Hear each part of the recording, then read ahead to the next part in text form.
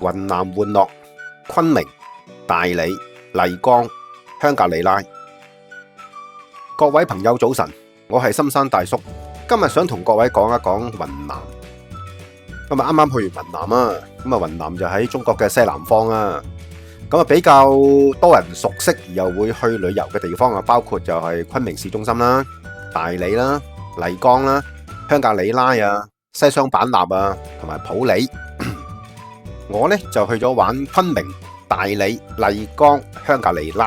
我呢就係香港直飛，咁啊直航昆明啦。咁然後呢就參加一個喺香港報團、國內接團嘅拼團式嘅旅遊。咁因為我又唔想跟啲大團，咁當然啦，你話我又唔想拼團，又唔想跟大團，咁你可以包團咯。又或者喺香港報一啲嘅香港旅行團咯。咁個費用呢就你哋自己去參考啦。咁啊，首先講下昆明有咩玩啦。市區嚟講，咁啊，梗係圍繞住滇池嚟玩啦。咁啊，例如你去下大觀樓啊、海埂公園啊、滇池嘅遊船啊、海鷗嘅觀景點，你餵下海鷗啦。然後你可以去西山景區啊，西山景區你可以行下索道，然後上到去嗰個西山上面嗰個景區有叫龍門景區。去完呢個景區，你可以落去搭地鐵。然後跟住你就可以去下海虹濕地啊、官島古鎮啊，同埋一個我有個人覺得幾有特色嘅昆明嘅天空之瞳咯。咁昆明市郊就梗係一定係去石林噶啦。昆明石林啊，其實真係幾值得去睇嘅，佢啲石真係幾鬼靚。咁啊去到大理啊，咁啊梗係遊下古城啊，去下洱海啊，咁啊搭下船，咁啊咧就遊下船河，呢啲就不能避免噶啦。遊洱海好唔好玩，見仁見智啦，值唔值得，見仁見智啦。嗱，遊完大理洱海之後呢，跟住呢就會去麗江啦。呢度就係麗江古城嘅範圍，即係麗江市就係咁大噶啦，一眼望晒噶啦。嗱，你唔好睇小佢啊，呢度其實海拔已經去到差唔多2300噶啦，因為係2280幾噶啦。嗱，麗江咁你梗係要行下麗江嘅古城區啦。嗱，古城區入邊比較出名嘅就大水車啊、四方街啊、酒吧街啊咁啦。麗江嘅重頭戲啊，梗係上玉龍雪山啦。嗱，玉龍雪山咧，佢咧就聲稱啊，聽個導遊講嘅啫，有4條索道上山。咁啊，好多人都好擔心啦。哇，會唔會去到最高4000幾嗰條噶？啊，你唔使擔心，因為你行邊一條索道咧，基本上係由導遊去抽嘅。即係聲稱啊，其實邊咁啊抽到邊一條路線咧，邊條索道咧，咁你咧就坐嗰條索道嗰個就上山嘅啦。咁咧就當天咧，基本上咧就我哋就抽唔到，我哋只係抽到3000幾嗰個嘅啫。但係由麗江古城上到去玉龍雪山景區咧，其實都已經由2800上到3200噶啦。啊，食完飯就2800上到3200噶啦。好啦，到你遊完玉龍雪山，海拔3200，你適應咗咯。咁但係你遊完之後呢，導遊就會帶翻你翻去麗江市。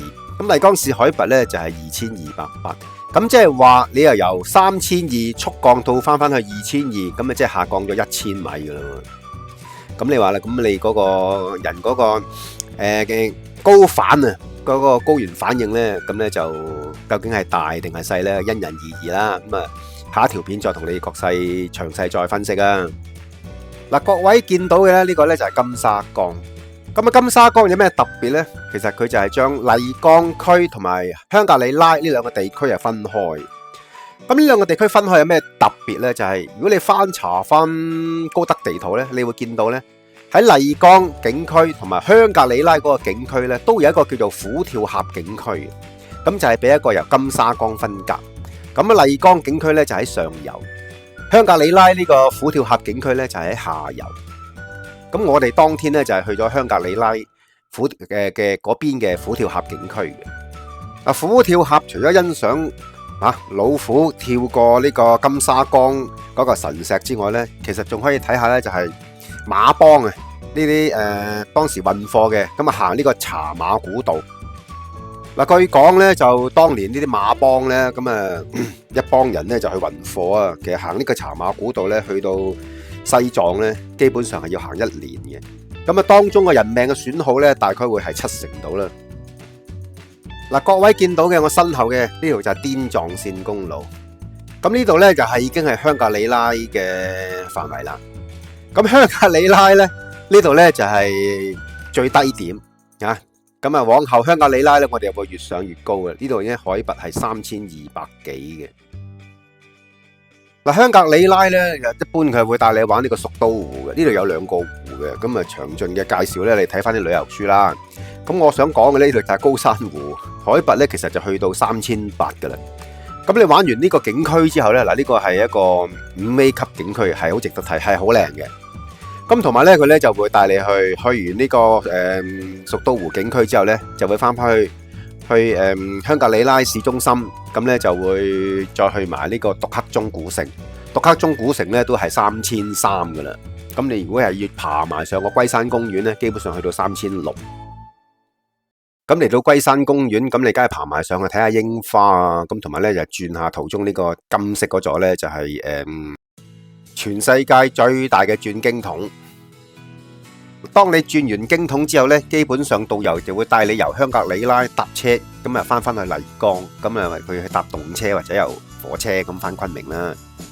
咁但係你要諗喎，你由3300急降至2200，即係基本上呢就落咗成1000噶咯。咁啊，各位香港嘅朋友，或者係住喺海邊嘅朋友啊，你唔好睇小高反。高原反應咧，其實係正常嘅，個個都會有嘅。只不過係話你對佢嗰個反應究竟係多定係少，或者一定係冇嘅，完全冇嘅。咁你睇下你，如果更加睇拍都唔同啊。咁你睇啦，我呢一個雲南嘅行程，6日嘅行程，由昆明1800幾去到大理2000，跟住再去到麗江2200幾，再急上2800。咁啊，去到玉龍之後，由3200又急降翻去2000幾，然後跟住再爬滇藏線，又上翻去3200，唞一唞之後再上3300、3600、3800，咁然後咧就停咗喺香格里拉3300住一晚，住一晚之後，當你適應咗啦，你又急降翻去麗江2200幾，咁好似我哋咁嘅，咁啊搭夜車翻昆明嘅，又去翻1800幾，咁嗰個急速嗰個海拔變化咧，咁你各位真係要好小心自己身體嗰個變化啦。嗱，高反咧最常見嘅就會係頭痛啊、頭暈啊、氣喘啊，嚴重嘅會嘔或者咧就會屙。咁呢啲咧係正常嘅反應嚟嘅，正常各位正常嘅反應嚟嘅。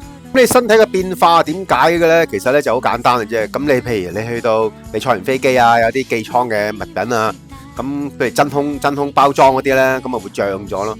咁啊，同樣就係話你個身體咧，就係話你去到呢個高原嘅地帶之後咧，尤其是上青藏高原之後咧，咁你真係身體嗰個變化就係話你身體嘅器官頂得順嘅，咁你咪嗰個反應細啲咯。你身體嘅器官同個外邊嗰個變化，你係支持唔住嘅，咁你咪有好大嘅反應，你會覺得好辛苦咯。